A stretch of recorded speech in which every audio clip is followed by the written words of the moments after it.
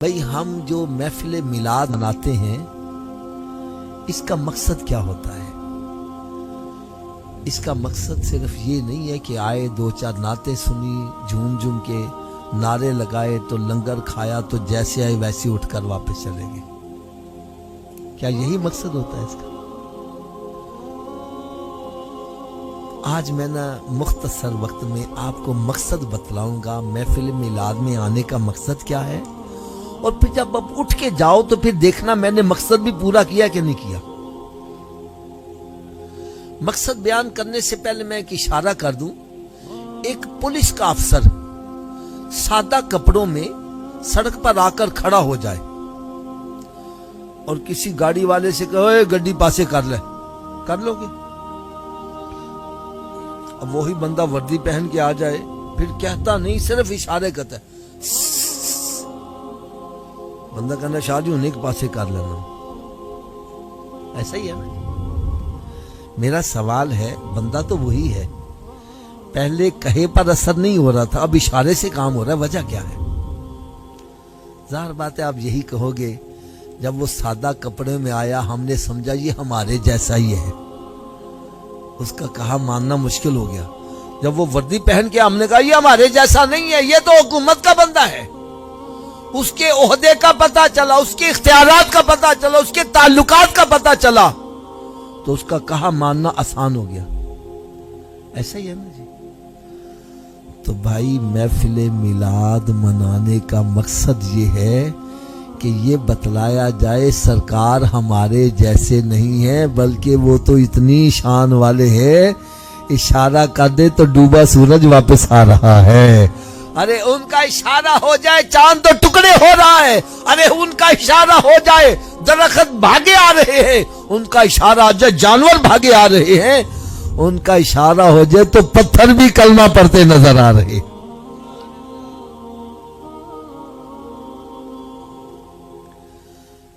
جو کچھ میں نے کہا اگر آپ اس سے متفق ہیں تو تھوڑا سا میرا ساتھ دیجئے گا. میرے آقا صلی اللہ علیہ وسلم اتنی شان والے کہ ان کا کہا سورج بھی مانتا ہے. سورج بھی، اونچی بولو. ان کا کہا چاند بھی، ان کا کہا جانور بھی، ان کا کہا درخت بھی، ان کا کہا پتھر بھی. تو کیا ہم اس نبی کا کہا مانتے ہیں؟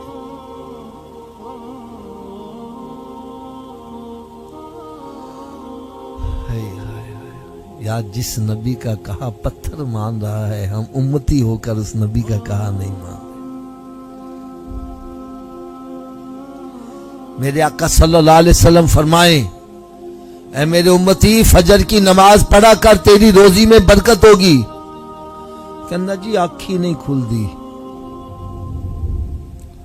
اور ڈاکٹر کہتا ہے صبح اٹھ کے ایکسرسائز کیا کر، وہ جناح گارڈن پہنچا ہوا ہے. میں صحیح کہہ رہا ہوں غلط کہہ رہا ہوں؟ آج فجر میں جا کر دیکھو مسجدیں ویران ہیں اور پارکیں بھری ہوئی ہیں، باغ بھرے ہوئے ہیں. عورتیں مرد کوئی ادھر جا رہا ہے، کوئی ادھر جا رہا ہے، کوئی الٹا ہو رہا ہے، کوئی سیدھا ہو رہا ہے. ایک کو میں نے پکڑ لیا، میں نے کہا صوفی صاحب تسی کیوں الٹے ہو رہے ہو؟ مجھے کہنے لگے حافظ صاحب ڈاکٹر نے کہا ہے. کس نے کہا ہے؟ میں ڈاکٹر کے پاس چلا. میں ڈاکٹر صاحب یہ چنگے بھلے بندے نے الٹا کیوں کر دے جی؟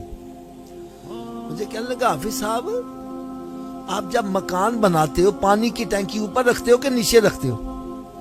اوپر رکھتا ہوں. کہنے لگا کیوں؟ میں نے کہا پانی اوپر سے نیچے لانا آسان ہے، نیچے سے اوپر لے جانا مشکل ہے.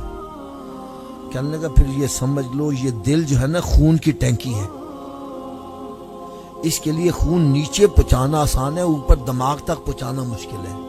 اور جب آپ بندے کو الٹا کرتے ہیں دماغ نیچے ہو جاتا ہے، دل اوپر ہوتا ہے، بلڈ سرکولیشن دماغ کو ہوتی ہے، بندہ فریش ہو جاتا ہے، اس لیے الٹا کرتے ہیں. میں نے کہا اچھا اس لیے الٹا کرتے ہو؟ کہنے لگا ہاں. پھر کہنا آفت جی کہ سچی گال دسا. میں نے کہا کیا؟